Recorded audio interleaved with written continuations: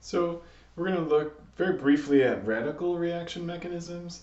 So radical in organic chemistry is just any atom or molecule that has an unpaired electron, right? So we usually represent that with a single dot, like here in this example, just an unpaired electron. And so the key for radical reactions is that unpaired electrons are very stable, right? And we don't see them very much in organic chemistry. Usually everything is bonded, so we draw a lot of these covalent bonds, because most of the time the sort of the ground state for a molecule has the electrons paired, right? So either in a lone pair of electrons or in a bond, usually in a molecule where the protons and electrons overall are balanced.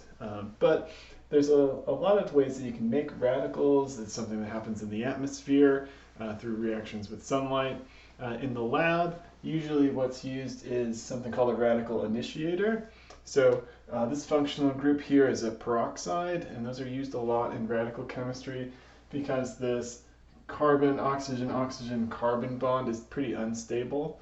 So it can break down, and one of the ways it can break down is into radicals. So when you're doing radical reaction mechanisms, we generally use half arrows. So instead of a full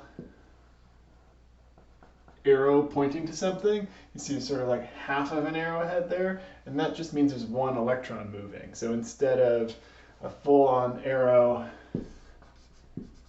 which generally represents two electrons moving, a bond breaking, a nucleophile reacting, we just use the halves. And so a radical peroxide initiator will break down sort of half and half. So this bond goes away, right? It's broken now.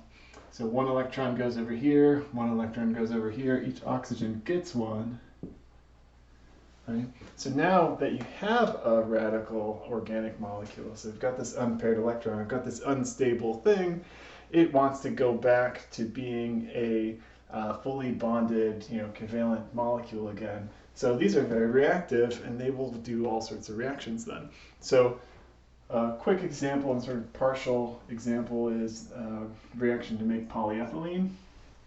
So that starts with ethene, and you can do radical reactions with double bonds fairly easily. And so once we've made the initiator, I've got a radical already, this can react with other things, right? So in this case, it's going to form a bond here.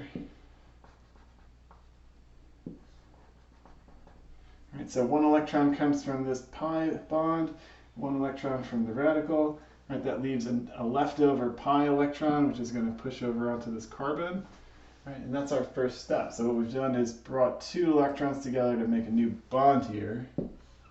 Right, connected them. But then also, I started with a radical. I'm going to end with an extra electron on this carbon.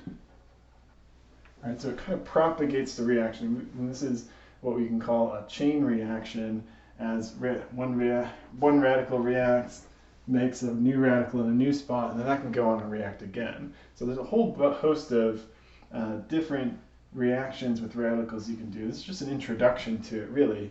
But now once I've made this, right, I've got my unpaired electron, I'm just copying this molecule here, back down here. That could react with another ethene as well, and then just keep going and keep going and keep going, right? So now this is not the same, but it's an unpaired electron. You do the same sort of reaction, half arrow coming from the pi bond, right? That leaves me an extra electron back on carbon, right? So I've formed a new bond here, right? And then left an extra electron there.